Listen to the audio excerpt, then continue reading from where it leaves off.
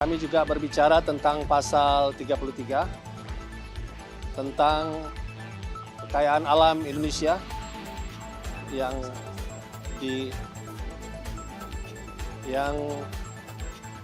dalam pasal tersebut bumi dan air dan kekayaan alam terkandung dalamnya dikuasai oleh negara dan dipergunakan sebesar-besar kemakmuran masyarakat.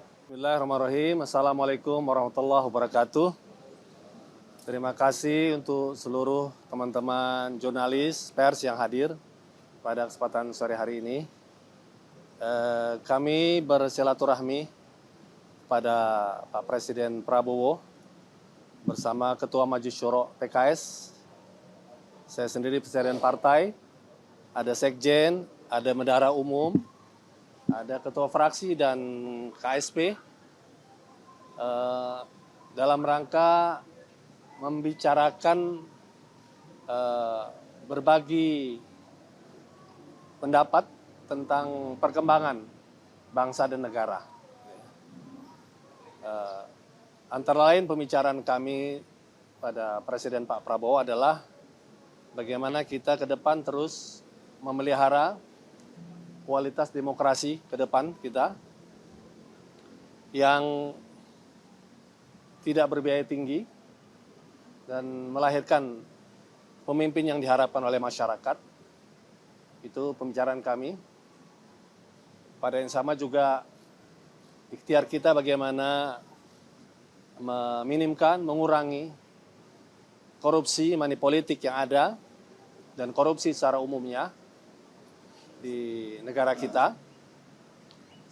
Lalu kami juga berbicara tentang pasal 33 tentang kekayaan alam Indonesia yang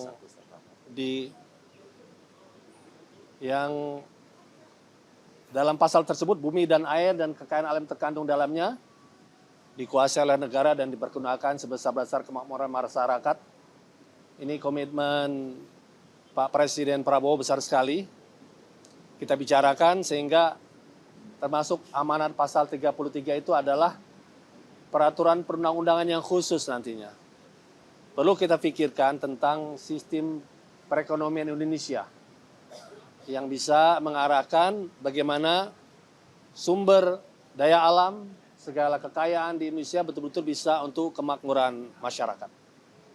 Yang ketiga juga kami bicara tentang Indonesia sebagai muslim terbesar dunia, kasus Palestina yang belum berakhir sampai saat ini, dan peran kita di OKI yang terus akan kita tingkatkan, yang selama ini kita belum pernah memimpin OKI sebagai sekjen atau minimal wakil sekjennya.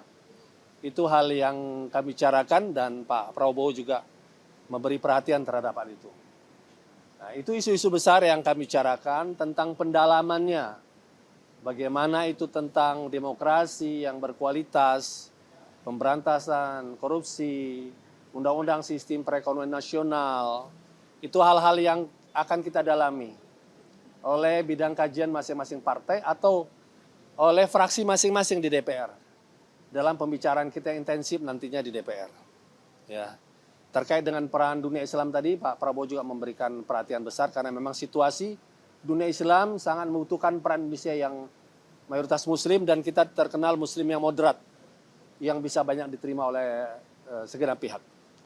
Saya kira itu inti pembicaraan kami, selebihnya tentu ya ramah tamah ya dan ya anjang sana sambil tentu kami sebagai fraksi di DPR sebagai partai politik ya memperkenalkan kepengurusan kami yang baru.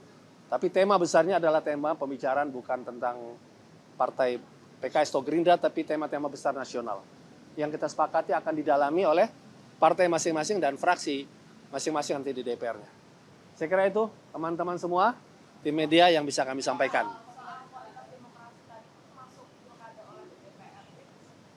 Semua pihak, termasuk putusan MK dan lain-lain, tetapi sekali lagi karena itu pembahasannya mendalam, tidak mungkin dibahas dalam kami duduk dalam waktu 2,5 jam. Ya, tidak mungkin.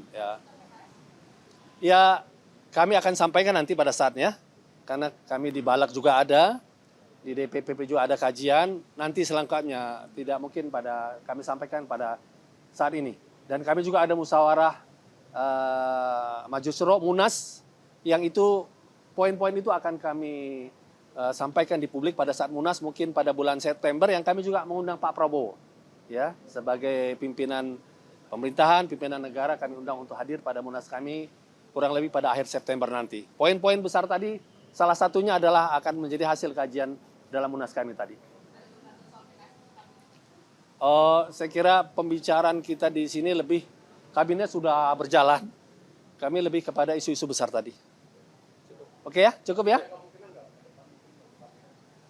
Pembicaraan kami tadi pada isu-isu yang saya sampaikan tadi.